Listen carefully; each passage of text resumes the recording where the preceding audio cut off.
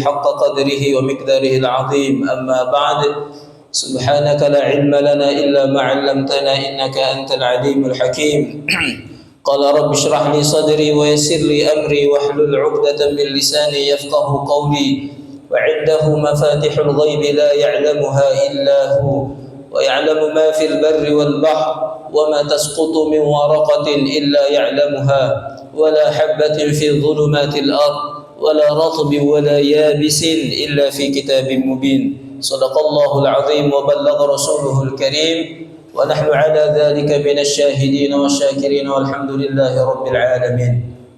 Para jamaah yang dimuliakan oleh Allah Subhanahu wa taala, alhamdulillah senantiasa kita terus-menerus panjatkan rasa syukur kita kepada Allah Subhanahu wa taala atas segala nikmat yang Allah anugerahkan sehingga dalam kesempatan kali ini Allah kembali pertemukan kita, Allah kembali kumpulkan kita dalam majelis pengajian rutin.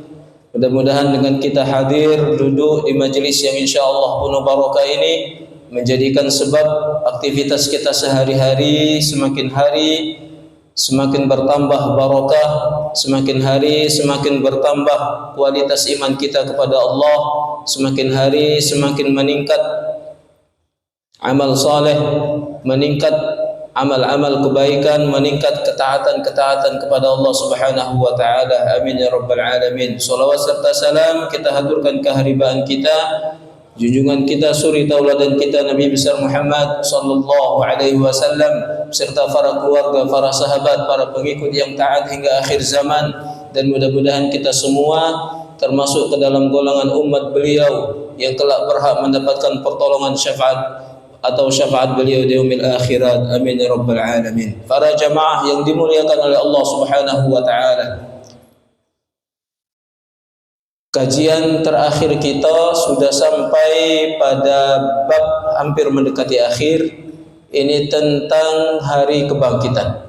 Setelah pertemuan terakhir kita jelaskan dari isi kitab Sabilul Idtikar ini yang dikarang oleh Imam Haddad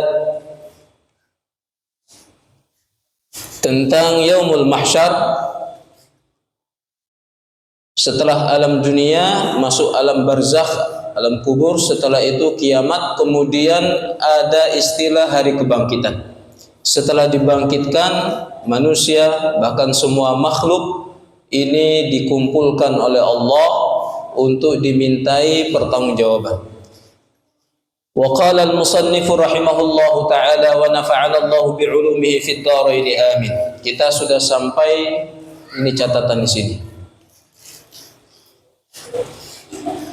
pada kalimat thumma inna yaumal qiyamah wa in kana kama wasfun min at-tul wasyiddah faqad yuhawwinahu Allah wa yukhaffifahu 'ala al-mu'min at-taqi hatta yakuna kamiqdari as-salati al-maktubah wa fi riwayatin kamiqdari ma baina adh-dhuhri wal 'ashr kama wurida fil hadits. Demikianlah keadaan hari kiamat. Ini hari di mana semua makhluk merasa takut, dan takut yang tak pernah mereka rasakan, takut yang tak pernah mengungguli rasa takut saat itu. Pokoknya puncaknya rasa takut. Tapi di dalam ungkapan beliau ini bahwa Allah memudahkan, bahkan meringankan dan menghilangkan rasa takut itu di dalam diri, perasaan, hati orang-orang bertakwa. Sehingga bagi orang yang bertakwa masa berlangsungnya yaumul qiyamah, bahkan dalam riwayat masa berlangsungnya mereka di alam barzakh itu seperti atau seumpama melakukan sholat sunnah 2 rakaat. Lamunya kita di alam barzakh itu tegal ternyata bagi orang beriman. Begitupun keadaan kiamat yang semua alam semesta dihancurkan, itu terjadi masa kiamat ini itu sangat lama. Jadi takut itu ya lama bersemayam di dalam diri makhluk. Sehingga anugerah Allah anugerahkan kemudahan diangkat rasa takut, rasa ngeri di dalam diri orang beriman. Sehingga mereka merasakan masa yang begitu lama itu sekedar hanya sholat 2 waktu, sholat 2 rakaat.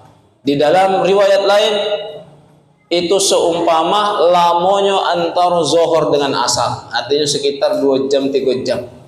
Tiba-tiba kita lah dibangkitkan. Sekitar 2 jam atau 3 jam, tiba-tiba keadaan kiamat yang begitu dahsyat itu telah berlalu. Wa min asyaddil mawatin kurban ala ahli al-mauqif. Ini keadaan yang paling mengerikan. Keadaan kesulitan, kegalauan, kemudian rasa takut. Ini yang paling mengerikan semasa hidup semua makhluk. Hina ya'murullahu bin nar. Momen kapan? Setelah kita di alam barzakh mengerikan dengan hari kiamat, kemudian kita mengerikan, sangat mengerikan melihat keadaan yaumul mahsyar. Ternyata setelah beres urusan yaumul mahsyar, akan dihisab, akan diserahkan catatan amal, akan ditimbang amal, kemudian akan menyeberangi jembatan sirat. Beliau menerangkan dalam satu istilah, ini bahkan setelah itu akan mengalami perkara yang lebih dahsyat lagi rasa takutnya. Kapan itu? Hina ya'murullahu bin nar. Ketika Allah tampilkan, Allah perintahkan api neraka itu untuk datang menghampiri. Ibarat kita ini nonton, tiba-tiba ada api neraka datang dan disaksikan oleh semua makhluk. Apa yang mereka lihat? Takadu bisab'ina alfan zimam. Kalau bahasa Arab ini zimam atau zumam, ini apa istilah kita? Rantai. Mereka memandang ketika Allah panggil neraka untuk diperlihatkan sama makhluk ini, belum menyeberangi jembatan sirat, belum, baru ditunjukkan baik. Maka datanglah makhluk Allah yang bernama neraka ini, itu dengan isinya 70.000 rantai, dan masing-masing setiap rantai itu ada 70.000 malaikat yang mengontrol atau yang menguasai rantai. Fa idza danat min ahli al-mauqif sami'u laha zafira wa syahiqa. Ketika Allah panggil orang-orang untuk melihat apa yang Allah tampilkan dari neraka, maka semua orang, bahasa kita, mekik galau, ketakutan galau, sampai kencangnya pekian masing-masing orang itu pacak memingsankan, saking kuatnya berteriak, saking tekanjatnya orang itu, sampai pacak bikin orang yang dengarnya pingsan. Kenapa? Karena suara yang dikeluarkan dari makhluk itu tak pernah terkeluar sebelumnya, saking pakamnya, istilahnya tadi, pekian orang oleh ketakutan. Fa inda dzalika yajussul khalaiq 'ala ar-raqib wa yashfaqul anbiya wa yakhaful barra, hatta inna kullam min ar-rusulil kiram alaihi wassalam yaqulun ya rabbi nafsi nafsi la as'aluka ghairaha illa rasulullah sallallahu alaihi wasallam fa innahu la yazalu yaqulu ummati ummati ummati. Ketika masa itu saking ngerinya, satu orang di antara orang lain itu tak terpikir lagi. Mereka ngurusi urusan sorang-sorang. Anak tak naruh lagi terkenang dengan umak bapaknya, bapak umaknya tak terkenang lagi dengan anak-anaknya. Baik itu juga saudara-saudara, suami istri yang katanya sehidup semati, tak terkenang sama sekali saking takutnya. Bahkan sampai manusia pilihan sekalipun, para anbiya, para rasul, saat menyaksikan ini semuanya ketakutan.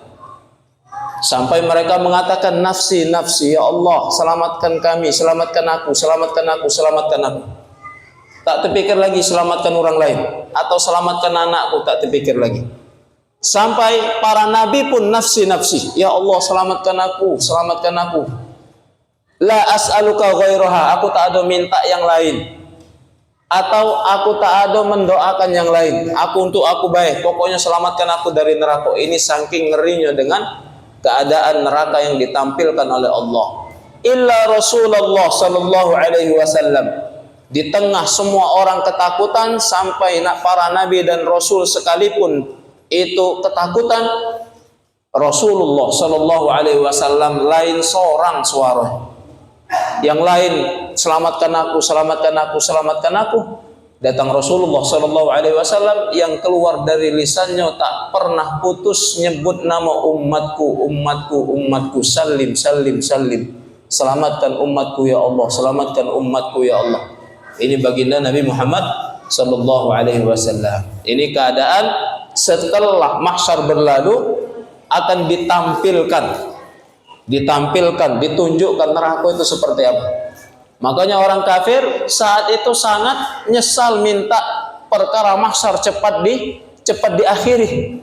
Karena mereka tak tahan dengan keadaan mahsyar, sehingga mereka memohon supaya Allah cepat mengakhiri urusan mahsyar. Ternyata apa? Setelah berakhir urusan mahsyar, masuk ke perkara yang lain, yaumul hisab, ditimbang amal, ditunjukkan catatan amal. Ternyata keadaan ini jauh lebih mengerikan daripada keadaan yang pertama. Nah, sebelum dihisab, ternyata Allah tunjukkan dulu api neraka sama makhluk ikoni. Itulah keadaan gambaran orang-orang ketika ditunjukkan api neraka oleh Allah. Ini ditunjukkan belum melewati. Kemudian wa yuharrirul hisab wa yustaqsa hatta fima bainal bahaim. Sehingga saat itulah diputuskan hisab. Jadi setelah ketakutan, datanglah perkara berikutnya, akan dihitung amal. Sampai keputusan dihitungnya amal ini, itu fima bainal bahaim. Sehingga sampai sesama hewan pun itu akan dipertanggungjawabkan, akan dihisab oleh Allah. Kita baru ikolan dengar sesama hewan kan? Di mana kama wurida, sebagaimana diriwayatkan dalam sebuah hadis, annahu yuqadu lisyatil jama' minasyatil qurana. Dalam riwayat dijelaskan sampai seekor binatang pun, di sini dicontohkan kambing. Kambing yang tak bertanduk itu menuntut keadilan kepada Allah. Menuntut kepada Allah dengan adanya kambing yang bertanduk. Artinya, ya Allah, kenapa aku ini bahasa dirinya tak bertanduk, sedangkan kancoku kambing ini bertanduk. Itu akan, istilah kita, akan dihisab, akan dipertanggungjawabkan. Wa wurida anna Allah Ta'ala idza iqtassa lil bahaim ba'daha min ba'd yaqulu laha kuni turaba. Ketika Allah sudah menjadikan semua perkara binatang ini adil galau. Misalkan ada kambing yang tak bertanduk, merasa dizolimi oleh kambing yang bertanduk, pernah disungkurnya apa pernah diapakan, begitupun hewan-hewan yang lain. Sehingga putuslah semua perkara, adillah keputusan Allah, beres urusan pengadilan tentang hewan. Maka saat itulah Allah perintahkan semua hewan itu menjadi tanah, kuni turoban. Setelah keadilan, ada hewan yang dizolimi, ada hewan yang tak menerima keadilan makhluk, maksudnya menuntut keadilan di hadapan Allah. Ya Allah, aku ini misalkan kambing, dulu tuh galak dianukan ini, kanconya tuh lah, itu diadili di hadapan manusia, sehingga kita terbelalak. Ya Allah, binatang lagi sesusah itu. Sehingga semua manusia yang pernah mengambil hak orang lain, manusia yang pernah menzolimi orang lain, itu akan mati ketakutan kalau bahasa binatang baik sebab itunya adil Allah, istilahnya itu memperlakukan di saat yaumul hisab. Setelah habis perkara keadilan tentang hewan ini, Allah jadikan semua hewan diperintahkan untuk berubah menjadi debu. Saat itu berubah menjadi debu, hilang. Kenapa ditunjukkan Allah ini? Untuk istilahnya menjadikan manusia semakin takut di hadapan Allah. Binatang baik seperti itu. Nah, disitulah ayat terakhir surat An-Naba yang kita baca tadi di akhir mayang tadi, rakaat kedua salat Isya. Yaqulul kafir ya laitani kuntu turaba. Saat itulah orang kafir itu komentar, duhai Allah, kalau baiko tak lemaknya keadaan kami kan, binatang baik lagi di baik itu kan. Mendingan aku iko ini segera engkau ciptakan atau segera engkau jadikan debu untuk turobah. Kalau aku bakal tahu baiko akhir hidup aku, mendingan aku jadi debu baik. Kenapa? Karena saat itu yang paling selamat dari perhitungan Allah itu hanya debu. Binatang pun dihisab oleh Allah. Paham maksudnya? Ini sebab akhir surat An-Naba itu Allah turunkan melalui lisan baginda Nabi. Kenapa? Karena akan ada momen orang kafir itu mengucapkan, ya Allah mending aku jadi debu. Kapan momen itu? Ketika mereka menyaksikan hendak dihisab, ternyata binatang dulu yang diadili. Oh, kita terbelalak saking detailnya Allah mengadili makhluknya. Setelah adil urusan semua, hewan dijadikan debu oleh Allah, dihilangkan jadi tanah. Saat itulah, ya Allah mendingan aku baik itu mendingan aku jadi tanah tak usah dihisab. Saking ngerinya mereka di hadapan Allah. Wa qala al-musannif thumma yansabul mizan. Kemudian didatangkan, saatnya didatangkan timbangan. Law wazanal a'mal kama qala Allah Ta'ala, didatangkan mizan, timbangan untuk menimbang amal sebagaimana yang Allah jelaskan di dalam surat Al-Anbiya ayat 47. Wa nadha'ul mawazinal qista liyaumil qiyamah, dan kami letakkan timbangan untuk mengadili amal seseorang pada hari kiamat. Wa fala tadlamu nafsun syai'ah, dan tidak akan ada satu makhluk pun yang terzolimi atau tak merasakan keadilan Allah.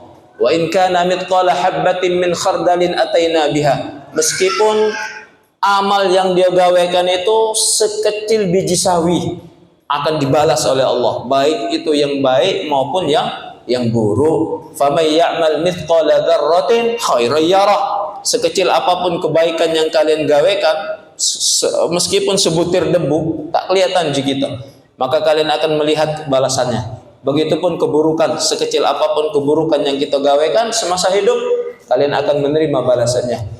Ini wa kafa bina hasibin, begitulah kami akan menghitung membalas amal seseorang. Wa qala ta'ala, di dalam firman lain, ayat lain surat Al-A'raf, wal waznu yawma idzinil haq, dan wazan timbangan pada hari itu sangat hak, benar. Ini makna hak itu ya tanpa keraguan, adonian, tak usah main-main. Itulah ungkapan kalimat talqin untuk orang meninggal ketika kita menguburkan. Sekarang telah engkau saksikan yang dulu pernah engkau dengar di masa hidup, bahwa kematian itu benar, ya kan? Alam kubur itu benar, kemudian fitnah kubur itu benar, nikmat dan siksa kubur itu benar. Akan datang dua malaikat nanyui kamu tentang ketuhanan, tentang iman, tentang ketauhidan, itu benar. Sampai wa anna yaumal qiyamah, kagak kiamat itu hakun, benar. Hancur semua alam semesta, benar. Kita akan dibangkitkan, wa annallaha yab'atsu man fil kubur, akan ada masa Allah membangkitkan semua yang sudah mati, itu benar. Mizan itu benar, sirat itu benar, hak itu maknanya benar, hakul yakin, tidak ada keraguan di dalamnya. Maka wal waznu yauma idzinil haq, hari itu wazan itu ditimbangnya amal, alat nimbang itu memang benar-benar ada.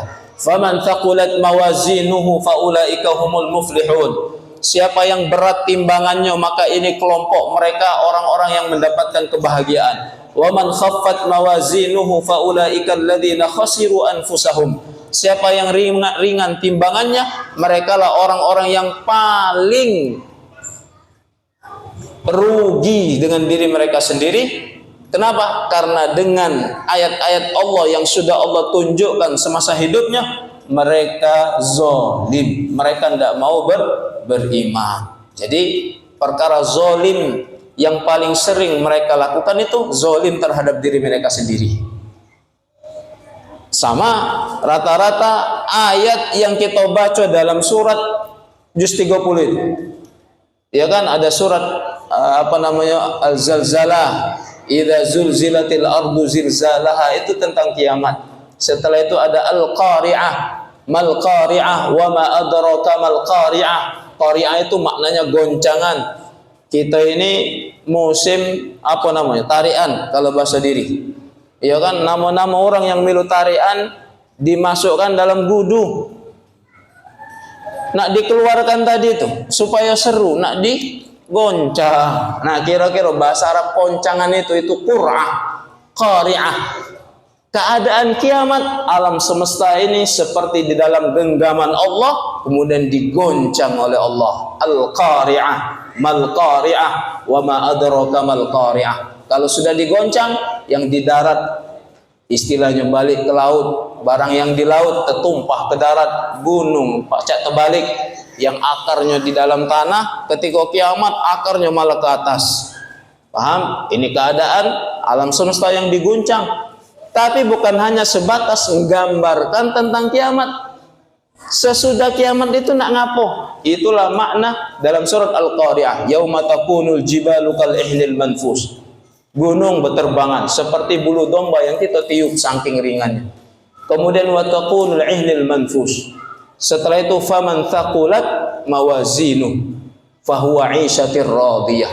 Amal yang berat ketika ditimbang, dialah berhak mendapatkan kehidupan yang bahagia. Bahwa 'ishatin radiyah, kehidupan yang diridhoi oleh Allah. Sebaliknya wa amma man khaffat mawazinuhu fa ummuhu hawiyah wa ma adraka ma hiya. Tahukah kalian hawiyah itu yang apa?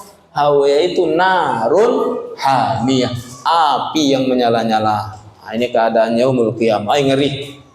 Aku tak lemak bahas bab ikan ini karena di luar banyak orang makan.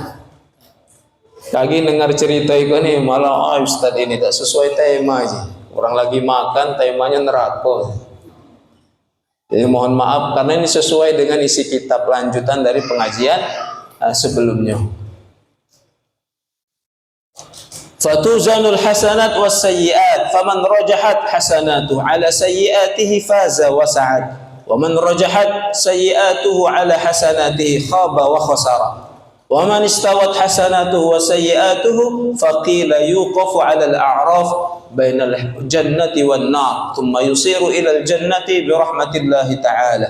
Ditimbang amal, kalau berat kebaikan maka ini orang yang bahagia. Kalau ringan keburukan, berat keburukan atau ringan kebaikannya maka ini orang yang rugi.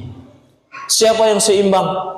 Adil, seimbang, kebaikannya sama dengan keburukan, maka dikatakan dalam satu riwayat mereka diletakkan di tengah-tengah, kedudukan mereka antara surga dan neraka. Kalau kalian baca surat Al-A'raf, yang apa arti Al-A'raf itu? Ada di ayat, entah di ayat berapa, itu di tengah-tengah juznya itu ada ungkapan wa bainahuma hijab, antara surga dan neraka itu ada hijab, ada pembatas. Nah, pembatas ini disebut dengan al-a'raf. Wa bainahuma hijab wa 'alal a'rafi rijalu ya'rifuna kullam bisimahum. Ada orang yang ada di tengah-tengah ini sehingga mereka mengetahui bagaimana ahlu surga merasakan nikmat balasan Allah. Mereka mengetahui bagaimana ahlu neraka merasakan siksaan marahnya Allah. Sehingga kalau bahasa diri orang yang di tengah-tengah ini panas dingin badan. Tapi kalau seandainya syafaat Rasulullah Shallallahu Alaihi Wasallam sudah menghampiri orang-orang ini, maka mereka segera digiring oleh Allah ke surganya Allah Subhanahu Wa Taala. Ditimbang amal, masing-masing dipanggil, dan masa nimbang amal itu bukannya sebentar. Masa nimbang itu sangat lama, puluhan ribu tahun. Itu dalam riwayat sangat lama. Nah, ditimbang galau, kita ngantri, setelah sampai ditimbang lama pula dihisab, lama ditimbang oleh Allah. Sehingga dalam satu riwayat ada seorang datang membawa catatan amal. Jadi buku catatan amal itu menggunung. Ternyata di dalam hadis yang menggunung catatan amal ini itu semuanya catatan keburukan. Sampai kira-kira bahasa hadis ini itu sekitar 99 tumpukan buku. Bayangkan satu buku itu besarnya sejauh mata memandang. Ada 99 tumpukannya. Catatan itu nak dilepakkan di dacing, nak ditimbang. Antara ternyata dilepakkan di dacing sebelah kiri, simbol keburukan. Apa yang terjadi? Kata Allah melalui malaikat, wahai fulan, sebelum ikut ditimbang, cek dulu, periksa dulu catatan. Ada tak kira-kira dari catatan yang istilahnya itu Allah tetapkan, atau catatan yang dilakukan oleh malaikat Raqib dan Atid, itu ada koreksian atau ada kesalahan? Disuruh meriksa. Jadi kita kaki meriksa masing-masing. Saking berharganya kesalahan malaikat itu untuk keselamatannya. Jadi meriksa itu pun bertahun-tahun. Oh, mencari kalau baik mujur. Catat malaikat tadi ya salah catat. Ternyata ya sia-sia. Apa yang dia lakukan? Ya Allah, benar gak lo yang dicatat malaikat? Saya kok pun tak naruh yang lalai. Saya pun tak naruh yang keliru. Artinya kata Allah, kamu akui kebenaran catatan ini, diakui. Ini wala tuzlamu nafsun, tidak ada satu makhluk pun yang dirugikan. Sampai Allah sendiri perintahkannya periksa catatan. Setelah ditaruh, oh sedih minta ampun orang ikan. Didatangkanlah catatan kebaikan oleh malaikat. Kira-kira bahasa kita membawa sejenis sejenis tanpa lah. Untuk baskom tanpa untuk membawa air ikan apa bahasa diri? Tapsi. Kalau yang tadi berpikul-pikul, bergerobak-gerobak, mau catatan keburukan, ini ternyata malaikat cuma mau tapsi. Kata dia, catatan kebaikanku, dibawa dengan tapsi, berarti ringan catatannya. Diserahkanlah, ternyata yang tadi berkitab-kitab, yang diserahkan ini kopelan kertas. Pecah umak-umak nak nyuruh anaknya beli calo, oleh anaknya tak acak ngomong tuh ditulis di kertas. Beli calo misalkan 2.000, kopelan kecil. Kagetlah mamang ini kalau bahasa diri. Ini ada di dalam hadis syafaat. Hadis tentang keutamaan kalimat tauhid, keutamaan orang beriman. Ceritanya panjang sampai setelah ditunjukkan kamu mempunyai catatan kebaikan, senanglah dia. Ternyata setelah dilihatnya catatan kebaikan cuma kopelan kertas pecah tak jauh lebih besar dari ukuran KTP kita itu. Diserahkan, inilah catatan kebaikan. Periksa kata Allah, benar tak? Tekanjatlah dia. Ternyata kopelan tadi cuma berisikan la ilaha illallah Muhammad Rasulullah, cuma itu catatannya. Uji Allah, benar tak? Koreksilah, benar. Ada tak isinya kekeliruan dari catatan itu? Atau kebaikanmu yang terlewatkan dari catatan Raqib ini? Oh, merenung dia. Dikenang-kenangkannya. Oh iya, tak naruh nian aku kebaikan. Paham maksudnya? Alhasil, saatnya nak dilepakkan di dacing sebelah kanan tadi. Apa yang terjadi? Ketakutan, minta ampunnya, sudahlah. Bahasa dirinya lah putus asa. Rahi tadi itulah tertunduk, jangan ngadap ke belakang. Sedangkan di hadapan kita nimbang itu api neraka dituntunkan oleh Allah, menyala-nyala. Itu sudah tertunduk, pasrah. Ya Allah, aku istilahnya itu termasuk hamba yang paling merugi. Ternyata tekanjatlah orang itu nih dengan keadaan ketika kertas itu dilepakkan di atas dacing, ternyata dacing yang istilahnya tadi sudah tercuit tadi, itu berbalik. Catatan la ilaha illallah itu malah lebih berat daripada 99 kitab catatan keburukan. Tercuit catatan keburukan, masih berat kalimat la ilaha illallah. Melihat istilahnya keadaan begitu, menangislah mamang ikoni. Tekanjat, tak nyangko sampai sepakam itu. Apa yang terjadi?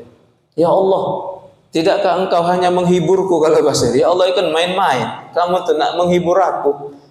Kata Allah, ya ibadi, wahai hambaku, telah aku tetapkan sebelum alam semesta ini aku ciptakan. bahwa tidak ada yang mengungguli beratnya kebaikan kalimat tauhid. Maksudnya tanaru yang mengungguli beratnya. Makanya kata Allah, inna rahmati wasi'at kulla syai'. Rahmatku itu melampaui luasnya semua alam semesta. Maka beruntunglah orang-orang yang bertauhid. Ini ada di dalam kitab ini. Beliau cuma menyampaikan sebagaimana diriwayatkan dalam hadis cerita tentang 99 kitab keburukan yang diserahkan kepada satu orang beriman. Ini tidak ceritakan detail. Maka kami sampaikan. Kenapa? Karena di tengah rasa takut kita, ternyata orang beriman itu tetap saja akan selamat di hadapan Allah Subhanahu wa taala. Wa yansabus sirat ala matni jahannam. Kemudian Allah hamparkan jembatan di tengah-tengah jurangnya neraka. Wa yu'marun nas bil jawazi alaih. Memerintahkan semua manusia digiring untuk lewat jembatan ini.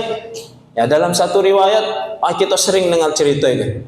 Jembatan itu bukan kita bayangkan cak jeramba kita ini, bukan, pacak muat 2 mobil. Jembatan ini itu kecil, halus, bahkan lebih halus 7 helai. Rambut itu dibelah jadi 7. Itulah rupanya jembatan itu, sangat kecil. Syaratnya baik. Bayangkan logika kita di dunia, mana kita nak nyebrang? Itu bukan diseberang dengan badan kita, bukan, tapi yang nyeberangkan kita itu amal kita, gawe kita yang nyeberangkan itu. Makanya penting amal, penting ibadah, penting dengan keimanan. Waqad urida annahu ahadun minas saif. Dalam riwayat lebih tajam daripada pedang yang paling tajam. Wa adaqu minasy-syi'rah, lebih halus atau lebih tipis daripada helai rambut. Fayajuzun nas bi'a'malihim, mereka akan digiring. Apa yang menentukan mereka pacak lewat? Amal mereka. Faman kana akmalu imanan wa asra'u fi ta'atillah khaffa 'ala sirat. Siapa yang sempurna imannya dan segera menunaikan ketaatan kepada Allah, maka dia akan ringan melewati sirat. Wajazah, ada yang berjalan seperti kilat, cas langsung sampai di seberang. Ada yang seperti karih, seperti angin yang berhembus. Kemudian waqat tohir, ada yang seperti orang beriman, itu burung yang terbang. Wa ka'ajwadil khail wal jamal war rikab, seperti lari kencangnya kuda. Ada yang seperti lari kencangnya unta, masih kencang kuda daripada unta. Wa ka'ashaddi rajulin tajri bihim a'malahum, ada yang lari seperti manusia biasa, cak kita maraton, tapi sampai. Tergantung dengan amal soleh orang masing-masing. Sebaliknya, wa minhum may yahubbu wa minhum may yuzhaf. Ada yang merangkak, ada yang bukan lagi merangkak, ada yang sambil nguling. Nah, cak kita naik batang kelapa nih, bekekap. Padahal barang itu ini lebih tajam daripada pedang. Wa minhum man talfahun nar, yang berjalan ada di antara orang itu yang disambar wajahnya tadi oleh kilatan api, sehingga dia tak berjalan, disambar terus. Bahkan wa minhum may yaqa fiha, bahkan belumlah melangkah tiba-tiba nyampah. Ini keadaan jembatan Siratal Mustaqim, jurang sirat, jembatan sirat. Itu akhir dari masa fase keempat yang kita jelaskan dalam kitab. Ya kan, fase pertama sebelum dilahirkan di alam ruh, fase kedua alam dunia, fase ketiga alam barzakh, fase keempat alam mahsyar. Nah, alam mahsyar rentetannya banyak. Mahsyar dikumpulkan, kemudian digiring untuk ditimbang, diserahkan catatan amal, kemudian menerima kitab, kemudian dihisab, kita akan diadili. Setelah itu ditimbang amal, setelah ditimbang kita akan digiring ke jembatan sirat. Wa awwalu may yajuzu, pertama yang akan meniti jembatan ini ar-rusul alaihi wassalatu wassalam, semua para nabi dan para rasul. Wa kullum minhum yawma idzin yaqul, setiap mereka padahal rasul itu selalu komentar, selalu ngomong salim ya Rabb, salim ya Rabb, ya Allah selamatkan kami, ya Allah selamatkan kami. Para nabi dan rasul sekalipun sangat ngeri dengan keadaan saat itu. Wa awwalu may yajuzu minhum, dan di antara para nabi dan rasul yang banyak, pertama yang akan meniti jembatan ini itulah Sayyidul Anbiya, pimpinan para nabi, yaitu Nabi Muhammad sallallahu alaihi wasallam. Setelah itu diikuti oleh umat-umat baginda Nabi Muhammad sallallahu alaihi wasallam. Bayangkan di jembatan ini wa tursalul amanah war rahim, akan ada sosok makhluk Allah yang disebut dengan amanah dan rahim. Rahim itu kasih sayang atau tali silaturahim. Makanya di antara dua sifat mulia itu orang amanah. Setelah itu mereka tak naruh musuh. Sekalipun orang mengajak bermusuh, dia selalu nyambung tali silaturahim. Kenapa? Ternyata dua sifat ini adalah makhluk Allah kelak di yaumul qiyamah. Akan Allah lepakkan kiri kanan sebelum naik atau sebelum niti jembatan sirat. Itu ada yang namanya amanah, ada yang namanya tali silaturahim. Bayangkan siapa yang semasa hidupnya makai makhluk Allah yang bernama amanah, artinya bersifat amanah, maka dia ini yang akan yajuzu lahu ala sirat. Dia ini yang akan membeng, dia langsung nyebrang. Begitupun orang yang tak pernah memutuskan tali silaturahim. Silaturahim ini yang akan menyambungkan perjalanan dia ke surga Allah Subhanahu wa taala. Nah, ini dua sifat kebaikan. Tapi kata Allah, di tengah-tengah dua sifat kebaikan ini, itu jembatan tadi dahdun wa muzillah, ada juga perkara cairan yang sangat licin, kemudian rantai-rantai yang kira-kira berduri seperti pohon-pohon berduri. Ta'khudhu min umirat ya'khudhu, diperintahkan oleh Allah, kalau seandainya dia Allah ambil mamang itu, ambil hamba itu, ambil fulan itu, maka yang jahat tadi itu ngambil. Mulailah cairan yang licin tadi basuh dirinya, ya istilahnya tuh memenuhi kakinya sehingga dia campak, telabuh kalau bahasa diri. Rantai-rantai yang berduri tadi mengikat hamba-hamba yang ingkar kepada Allah, digeret sampai istilahnya masuk ke dalam jurang-jurang neraka. Ini keadaan yang sangat mengerikan. Wa yuraddul mu'minin hauda Rasulillah, bahkan sebelum orang beriman naik jembatan ikan, mereka akan disuguhkan dengan telaganya baginda Rasulullah sallallahu alaihi wasallam. Dalam riwayat itu ada dua pendapat. Telaga Kautsar itu pertama itu berpendapat, pendapat pertama itu ada ketika di yaumul mahsyar. Jadi di tengah orang kehausan, di tengah orang basuh dirinya, ya tak naruh minum, kepanasan, maka ternyata di situ Allah anugerahkan ada danau. Milik siapa danau ini? Milik baginda Nabi Muhammad sallallahu alaihi wasallam. Bayangkan keadaan kita di dunia seperti di gurun pasir yang tak ada naungan. Tanahnya panas, mataharinya ngat, tak naruh batang nak berteduh, tak naruh angin yang berhembus, angin sejuk. Yang ada angin tambah panas, yang memecahkan kulit-kulit orang kepanasan. Di tengah seperti itu ternyata ada telaga, ada mata air, basuh dirinya ya ada danau payung. Yang airnya ini putih, lebih putih daripada susu. Baik itu diminum manis, lebih manis daripada asal atau daripada madu. Sehingga pendapat pertama, telaga ini akan ditemukan oleh kaum muslimin ketika di yaumul mahsyar.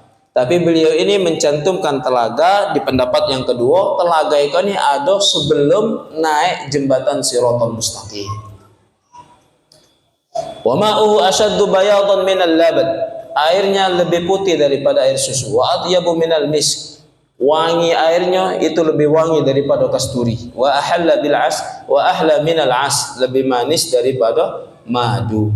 Wa fihi mizab yusibbu minal kautsar, dia punya tuangan, istilah kita ini ciri kecit untuk ngambil cedokan. Mizab itu corong.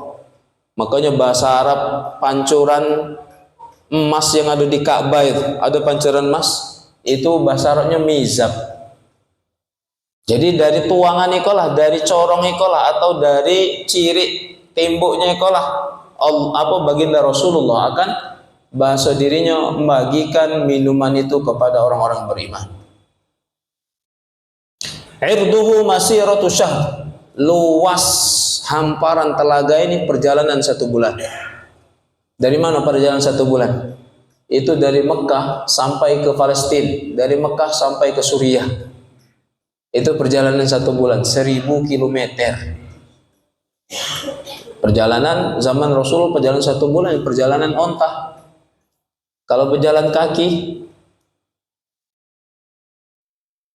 watul kadzalika, kemudian panjangnya juga.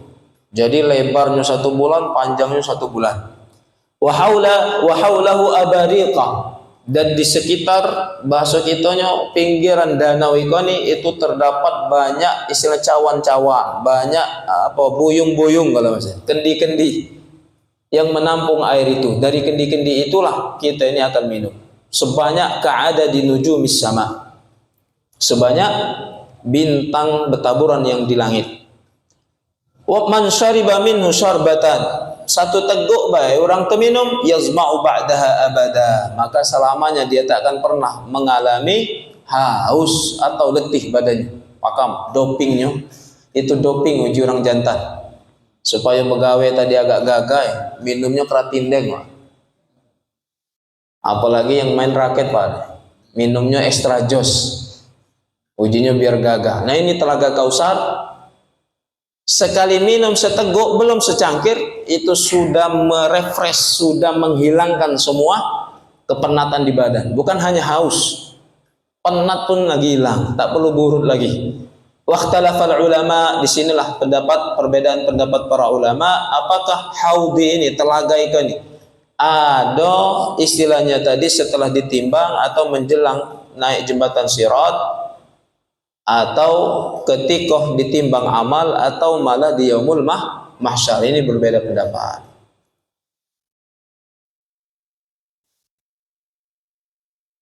Ini keadaan bahasa doa baginda Nabi itu, Allahumma askini min haudi nabiyika, ya Allah unjuklah aku ini kesempatan minum daripada air telaganya baginda Nabi Muhammad sallallahu alaihi wasallam, syurbatan, 1 minuman, hani'atan, yang menyegarkan, mari'atan, juga istilahnya tuh menyegarkan, yang bikin segar, mari'atan la nadma'u ba'daha abada, yang sifatnya tadi itu menghilangkan rasa haus atau dahaga atau rasa letih selamanya. Wa ta'rifu hadhil ummah min baini sa'iril umam, Nabi mengetahui identitas umatnya di antara umat yang lain. Apa identitas kita? Gharram muhajjalun min atharil wudu, anggota wudu yang tiap kali kita basuh itu memancarkan cahaya, rainya bercahaya, lengan tangannya bercahaya, kemudian kakinya bercahaya, seperti seumpama gharram muhajjalun. Gharram muhajjalun itu kuda yang paling mahal, yang warnanya hitam galau, tapi bagian kening kepalanya ada warna putih, bagian lengan tangannya itu ada warna putih. 4 kaki kuda itu gharram muhajjalun, artinya semua warna kulit kuda ini hitam, kecuali ada putih sedikit di kening kuda itu, bagian kepala, kemudian di 4 kakinya itu warna putih. Asal itu umat sebanyak itu, nah ini umatku kata Nabi. Jadi salah satu keistimewaan umat akhir zaman, mereka di alam akhirat itu punya identitas karena bekas air wudu. Wa yu'dhanu fi syafa'ah, di saat itulah baginda Nabi Muhammad sallallahu alaihi wasallam diizinkan untuk memberi syafaat. Fayashfa'un nabiyyun was-siddiqun wal ulama was-salihun wal mu'minun kullu ala hasbi jahihi wa manzilatihi 'inda Allah. Maka setelah Nabi barulah turun syafaat ini kepada siddiq, kepada para ulama, para salih. Semua orang-orang soleh itu akan menurunkan syafaatnya ke orang-orang awam, ke keluarga mereka, ke murid-murid mereka. Semua mendapatkan orang soleh. Itu hak syafaat biqadri, sesuai dengan kedudukan mereka di hadapan Allah. Hatta innahu yashfa'u rajulun min hadhihi al-ummah fi mithli Rabi'ah wa Mudhar, wa yashfa'u ar-rajulu fi ar-rajuli war-rijlain. Bisa di antara satu laki-laki itu bisa menolong laki-laki yang lain, atau istilahnya itu satu laki-laki menolong 2 laki-laki. Itu hak syafaat. Dan orang soleh yang punya derajat kedudukan di sisi Allah, itu punya hak syafaat akan dibagikan oleh Rasulullah sallallahu alaihi wasallam. Wa awwalu ma yu'dzanu lahu fi syafa'ah, pertama yang akan diberi izin syafaat ini adalah Muhammad sallallahu alaihi wasallam, baginda Nabi Muhammad sallallahu alaihi wasallam. Ana awwalu syafi'un wa awwalu musyaffa'. Aku ini orang yang akan pertama memberi syafaat dan pertama yang diberi izin untuk mensyafaati. Wa awwaluha wa a'dhamuha syafa'atu sallallahu alaihi wasallam fi faslil qada. Qala alaihi salatu wassalam la azalu ashfa'u hatta u'ta suqatan birijalin qad umira bihim ila an-nar. Syafaat yang paling besar itu akan keluar ketika bahasa kitanya putus perkara. Artinya ini ahli surga, ini ahli neraka, tinggal digiring baik. Disitulah hak syafaat terbesar Rasulullah. Beliau mengatakan, bersabda, la azalu ashfa', takkan pernah putus aku memberi syafaat hatta u'tiya sokakan, sehingga aku dihadapkan satu lorong atau satu lubang yang sangat panjang, dalam isinya ini orang-orang galuh yang akan Allah lemparkan ke neraka. Paham maksudnya? Datanglah Rasulullah melihat lorong yang banyak orang. Itu minta kepada Allah untuk memberi mereka syafaat. Ternyata mereka orang beriman. Itu syafaat terbesar. Artinya senakal-nakal orang beriman itu akan mendapatkan pertolongan baginda Nabi Muhammad sallallahu alaihi wasallam. Maka bahasa kitanya, yo jangan terlalu kurang ajar dengan Nabi. Kenapa? Karena keselamatan kita ini malah sudah di dalam genggaman keselamatan baginda Nabi. Mak manu masih kurang ajar sama Nabi. Padahal kita sudah dalam jaminan keselamatan baginda Nabi Muhammad sallallahu alaihi wasallam. Famin sampai redaksi ini yang unik. Wa qala alaihi salatu wassalam, sampai kata Rasulullah, malaikat Malik penjaga neraka itu sampai komen. Malaikat Malik itu di dalam kisah Isra dan Mi'raj, semua makhluk ketika ketemu aku ini semeringah, senyum galau. Malaikat di atas, saya kok ada makhluk sangar, tak pacak nian senyum, malah melotot, mukanya semeringah, mukanya sangar kalau bahasa Jawa. Tekanjatlah Rasulullah, ya Jibril, sepanjang perjalanan ini semua makhluk tabassam, senyum, ramah, bagus. Malaikat, nah saya kok ikut siapa ikut? Kata Jibril, aku kabar ya kunjuk tahu, itulah malaikat penjaga neraka.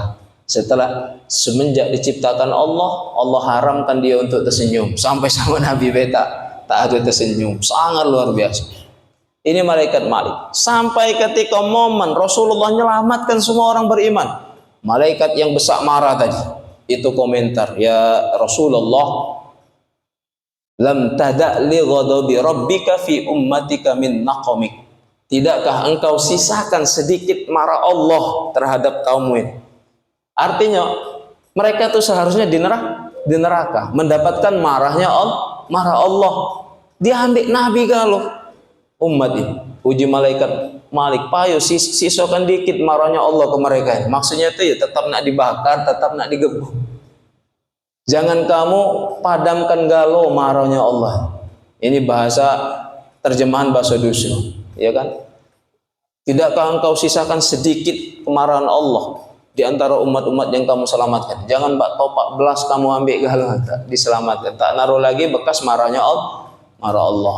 Inilah kata Rasulullah. Disinilah istilahnya tadi keutamaan baginda Rasulullah. Beliau itu harisun alaikum, kalau bahasa kita azizun alaihi ma'anitum, tak pacak melihat umatnya saroh. Kalau pacak kesaruhan umatnya itu beliau pikulkan. Dan itu bukan sifat di dunia saja, sampai di akhirat di hadapan Allah pun ternyata kaum mukminin yang disiksa di neraka itu, uji kita ya kita yang terpekik-pekik sakitannya atau merasa tersiksa. Ternyata Rasulullah berani ngomong, aku yang lebih sakit melihat atau merasakan mendengar umat itu berada di neraka. Uji kita ya kita yang disiksa yang sakit. Rasulullah berani ngomong, aku yang lebih sakit. Makanya beliau menghampiri neraka, kemudian minta tunjukkan, ya Allah, masih ada tak kaumku atau umatku yang berada di dalam neraka. Beliau angkat, beliau minta diselamatkan. Makanya kata malaikat Malik, ya Muhammad, si sokanu marahnya Allah dikit be jadilah. Ternyata sama sekali tidak disisokan oleh baginda Nabi sallallahu alaihi wasallam. An Abi Hurairah radhiyallahu anhu qala qultu ya Rasulullah man as'adun nas bi syafa'atik. Sayyidina Abu Hurairah, sahabat yang paling banyak meriwayatkan hadis, ini beliau berkata, ya Rasulullah, wahai Rasulullah, siapa manusia yang paling beruntung, manusia yang paling berbahagia untuk mendapatkan syafaatmu pada hari kiamat? Faqala Rasulullah sallallahu alaihi wasallam, as'adun nas bi syafa'ati. Orang-orang yang paling bahagia ketika mendapatkan syafaatku, man qala la ilaha illallah. Siapa yang benar-benar hatinya, lisannya mengucapkan kalimat la ilaha illallah khalisan min qabli nafsih. Bahkan mereka istilahnya tadi lebih mencintai kalimat itu daripada diri mereka sendiri.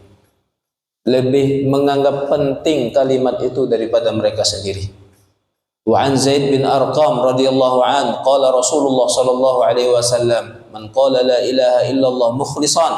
Siapa yang mengatakan la ilaha illallah ikhlas, hatinya juga sibuk mengucapkan kalimat la ilaha illallah, dakhalal jannah, pasti masuk surga. Qila ya Rasulullah wa ma ikhlasuha. Sahabat bertanya, bagaimana ikhlas itu ya Allah, ya Rasulullah? Beliau menjawab, antahjuzahu an maharibillah. Setelah la ilaha illallah, dia beriktiqad, dia berazam, kemauan yang kuat untuk tidak melakukan dosa besar, untuk tidak melakukan perkara yang dilarang oleh Allah. Ini makna ikhlas.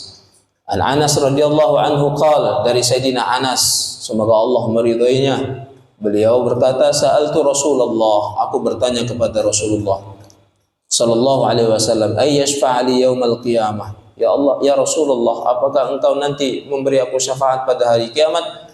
Qala ana fa'ilun dzalika insyaallah. Aku akan melakukan perkara itu insyaallah. Qala, kemudian dia berkata, fa aina atlubuka? Di mana aku nak menemukanmu wahai Rasulullah? Ini Zaid bin Arqam, Anas bin Malik. Qal, Rasulullah menjawab, awwalu ma tatlibuni indas sirat. Pertama yang harus kamu cari posisi aku di mana? Itu di samping jembatan Siratal Mustaqim, karena ini jalan akhir. Jalan akhir. Kalau tak naruh Rasulullah tegak di situ, orang beriman digiring ke neraka kalau anu banyak dosa. Tapi oleh karena ada Rasulullah, ditarik, tak usah masuk neraka. Dia ada istilahnya tadi hirsun, benteng, tameng, jaminan dari makhluk yang paling dicintai oleh Allah. Qal fa illam alqaka ala sirat. Bagaimana kalau aku tak ketemu kamu duhai Rasul di jembatan Siratal Mustaqim? Utlubuni indal mizan, maka cari aku ketika ditimbang. Qala fa illam alqaq indal mizan. Kalau tak bertemu di parak timbangan, fa utlubuni indal haudi, cari aku ketika di telaganya Rasulullah. Fa inilah akhtiu hadhihi thalathatan maudi. Artinya di tiga tempat ini Rasulullah tak pernah hilang. Di telaga Kausar kalau naknya Rasulullah, ada Rasulullah. Ditimbang amal, ternyata Rasulullah juga menyaksikan amal kita. Baik itu juga ketika nak nyeberangi jembatan Sirat, itu Rasulullah duluan di awal jembatan, duluan mengawasi umat. Wa'lam anna man ashadda al-asya' wa ashaqqaha yaumal qiyamah dzulmul ibad. Yang paling mengerikan, sesuatu yang paling mengerikan, yang paling berat pada hari kiamat, yaitu kezalimannya seorang hamba. Fa innahu dzul alladzi la yatrukahu Allah. Karena kezaliman itu tak akan pernah lalai dari ingatan Allah, takkan pernah tinggal dari pengawasan Allah. Wa fil hadits, di dalam hadits, adz-dzulmu thalathatun. Zalim itu ada tiga. Zulmun la yaghfirullah wa huwa syirkun. ada zalim yang tak pernah dimaafkan oleh Allah, itulah syirik. Jadi semua dosa itu kalau di bahasa iman atau di bahasa catatan itu zalim. Kita melakukan maksiat itu zalim. Artinya kita zalim terhadap diri kita sendiri. Baik itu juga ngambil hak orang lain, kita zalim dengan diri kita, zalim juga dengan orang. Nah, ini ada zalim yang tak dimaafkan oleh Allah, yaitu syirik. Dia tak menyembah Allah. Wa dzulmun la yatrukahu Allah wa dzulmun nas. Ada zalim, istilahnya tadi itu yang tak pernah luput dari pengawasan Allah, atau tak pernah ditinggalkan oleh Allah. Pasti itu akan diingatkan oleh Allah. Apa zalim ini? Itu zulmun nas ba'dhum li ba'din. Kezaliman seseorang kepada sesama orang lain, atau antara satu orang zalim dengan orang lain, itu tak akan pernah hilang dari pengawasan Allah, pasti akan ditunjukkan oleh Allah. Wa dzulmun la ya'ba'u Allahu bihi wa huwa dzulmul 'abdi li nafsihi. Kemudian zalim bahasa dirinya itu yang istilahnya tuh akan Allah jadikan penyesalan terhadap diri mereka sendiri. Itulah zalim terhadap jiwa atau diri mereka sendiri. Wa qala sallallahu alaihi wasallam, atadru manil muflis min ummati. Tahukah kalian umat yang bangkrut itu seperti apa?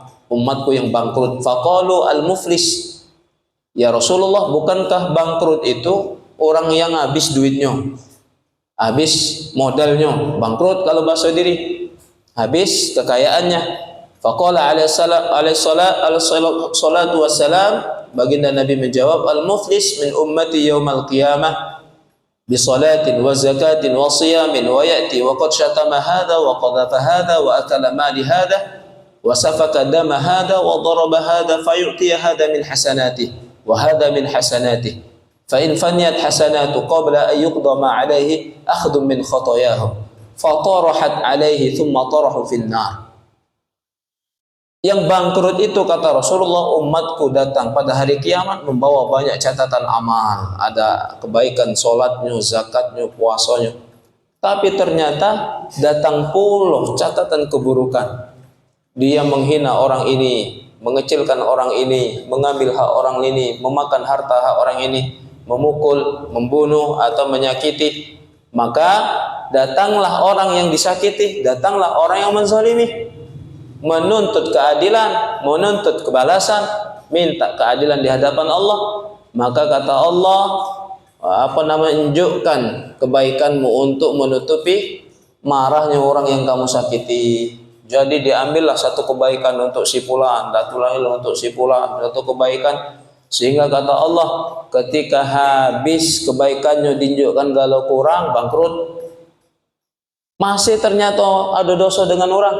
Maka kata hamba ini, ya Allah, habis kebaikanku, dengan apa lagi aku membayar kesalahanku dengan orangnya?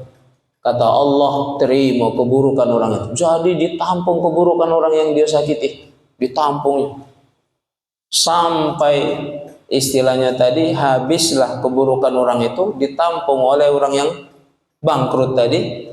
Maka fatarahat alaihi thumma tarhun finnar, terlemparlah dia karena keburukan semua isi catatan dari hadapan mizan, dari hadapan keadilan Allah. Kemana terlempar? Jatuh ke dalam jurang api neraka. Wa urida annal insan yasarruhu yaumal qiyamah ay yakuna lahul haqqu 'alal abi. Begitupun ada di antara keadaan yaumul qiyamah, mohon maaf, anak yang menuntut bapaknya, kemudian temannya menuntut sesama teman. Artinya saling tuntut, karena saking berharganya kebaikan saat itu. Aku miskin kebaikan, tapi aku ini banyak dizalimi orang. Paham maksudnya? Oh, saking berharganya kebaikan, ku gari orang yang galak zalimnya. Laporkan dengan Allah, saat itulah berlaku keadilan Allah. Oh, ternyata catatan kebaikan yang aku miliki bertambah. Itu berkat dia sabar karena dizalimi orang terus. Baik itu juga catatan kebaikanku banyak. Tapi jangan bangga dulu kalau lisanmu belum mampu ditahan untuk menghina orang, untuk berdusta atau menzalimi orang. Kenapa? Karena bisa saja semua kebaikanmu itu akan diambil oleh orang-orang yang engkau sakiti atau engkau zalimi. Maka penting, dosa sesama manusia itu penting. Man kanat alaihi li akhihi mazlamah. Siapa yang mempunyai kezaliman antar saudaranya, maka fal yatahallilhu atau fal yatahallalhu, minta dihalalkan, minta maaf, minta ridhonya, minta sebelum istilahnya perkara ini akan berganti dengan kerugian amalmu. Bukan hanya amal, lemak kalau naruh amal. Kalau tak naruh amal, maka akan menampung dosa orang yang kalian hina. Makanya di dalam video-video yang viral kemarin di bulan apa itu? Bulan Maulid apa bulan apa yang di Jakarta ada Habib Umar bin Hafiz datang ke Jakarta sampai diundang di podcast Deddy Corbuzier. Ditanya oleh Deddy Corbuzier kan, kamu bak mana ngadapi orang yang menghina kamu, mencela kamu? Kata Habib Umar, aku terima kasih banyak. Kenapa? Karena dia sudah sampai pada hakikat. Sedikit pun aku tak menaruh rasa dendam, malah aku terima kasih banyak. Ini momentum aku niru akhlak-akhlak orang soleh. Kalau tak main ini aku tak naruh kesempatan meniru akhlak Nabi. Kenapa saat dihina orang? Oh saat itu aku harus meniru akhlak. Kalau tak main itu aku tak naruh kesempatan meniru akhlak Nabi. Disebutnya hadis itu. Kenapa? Saat itu mengalami kejadian, misalnya dihina orang, dizolimi orang, dia malah tersenyum. Kenapa? Saat itu imannya sudah sampai pada alam hakikat, sudah sampai pada alam mahsyar. Karena hinaan orang lain, zoliman orang lain, itu ternyata kebaikan bagi kita. Malah kata Habib Umar, orang itu kalau dia tak ada tersinggung, aku unjuk hadiah. Aku datangi, aku belikan baju, aku beli, terima kasih. Ngapa? Karena aku tak capek-capek sembahyang, tak capek-capek berzikir, catatan kebaikanku bertambah di hadapan Allah. Tunjuk hadiah, kata Habib Umar. Paham maksudnya? Kenapa? Karena beliau sudah sampai paham hakikat hadis ini. Nah, kalau teman-teman baca hadis ini, sampailah nanti kalian pada hakikat iman yang sesungguhnya. Jadi dizolimi orang tak ada tersinggung, malah terima kasih. Kalau bahasa kita orang awam, gila, itu bukan manusia lagi. Kok dizolimi orang tak malas, dizolimi orang waktu senge-senge baik, malah nunjuk hadiah. Nah ini makna hadis secara iman, secara hakikat. Kemarin kita sudah sampai penghujung bab ini. Terakhir, tsumma alam anna yaumal qiyamah yaumun azim. Ada di dalam surat Wailul Mutaffifin bahwa hari kiamat ini adalah hari yang menakutkan, hari yang besar. Tidak ada hari yang lebih besar daripada hari kiamat. Sebagaimana firman Allah, ala yadhunnu ulaika annahum mab'utsun. Tidakkah kalian ragu atau tidakkah kalian yakin bahwa kalian akan dibangkitkan oleh Allah? Kapan? Liyaumin azim, pada hari yang sangat menakutkan, hari yang sangat tegang, hari kiamat. Yauma taqumun nas li rabbil alamin, hari di mana semua manusia berdiri di hadapan Tuhan mereka. Ini dalam surat Mutaffifin. Berdiri bukannya berdiri kini cek kita yang biasa baik. Berdiri kini membawa amal masing-masing. Itu dipikul. Seringan-ringan amal itulah amal saleh. Seberat-berat amal itulah keburukan. Berat. Jadi kita pikul. Bayangkan kita berjalan menghadap Allah lama upacara. Kita upacara bendera di sekolah. Ya kan? Tak naruh mau beban. Tak naruh mau beban. Tak usah lama. Yo tepingsan galau. Nah ini bayangkan di hadapan Allah masing-masing kita membawa gawean kita di dunia. Waqad wasafallahu fi kitabil aziz min ahwali dzalik. Allah sifati keadaan saat itu ma yatul wa yuhawwilu. Wa yasfuhu Rasulullah fi hadithi min dzalika kadzalika wa wasfu salafus salih min amri dzalika al-yawm ala hasbi ma ballaghum 'anillah wa rasuluh. Begitulah Allah sifati. Pokoknya keadaan yang paling menakutkan, keadaan yang paling menegangkan. Waqad jama'al ulama fi kutubihim wa mu'allafatihim allati allafuha fi akhbari yaumil qiyamah wa ahwalihi syai'an katsira. Sampai semua para ulama rata-rata mengumpulkan dalil-dalil hadis-hadis dalam satu buku tentang keadaan hari kiamat, isinya mengerikan semua. Tak naruh yang lemah. Makanya kata beliau, kalau nak lebih panjang cerita tentang ngerinya hari kiamat, baca di kitab Ihya Ulumuddin Imam Ghazali. Kemudian ada juga di dalam kitab Durratul Fakhirah fi Kashfil Ulumil Akhirah. Kitabnya Imam Al-Qurtubi. Juga beliau punya kitab At-Tadhkirah, peringatan. Tadhkirah itu ya pengenangan, peringatan.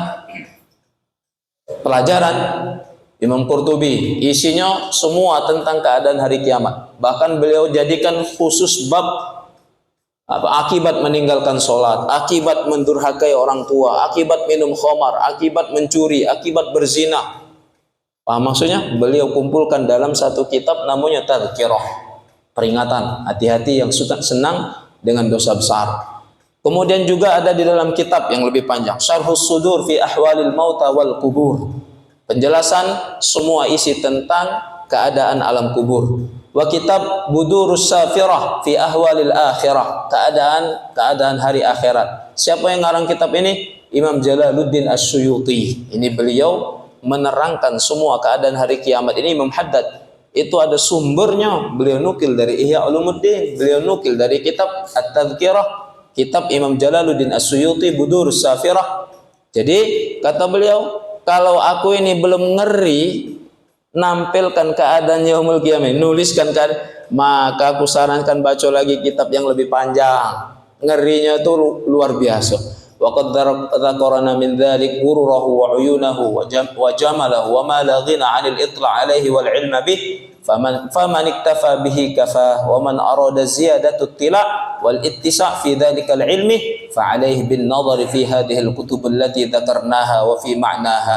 Kalau seandainya apa yang kami jelaskan ini sudah menyentuh wa'yun, kesadaran kalian, maka cukup ini sebagai peringatan bagi kalian yang mau mengambil ibrah. Tapi kalau tulisan saya belum menjadikan kalian sadar atau teringat tentang keadaan akhirat seperti apa, maka aku sarankan tambah bacaan kamu atau pelajaran kamu ke kitab-kitab yang tadi disebutkan. Seperti ini yang disampaikan oleh Imam Haddad di dalam fase keempat tentang fenomena Yaumul Mahsyar.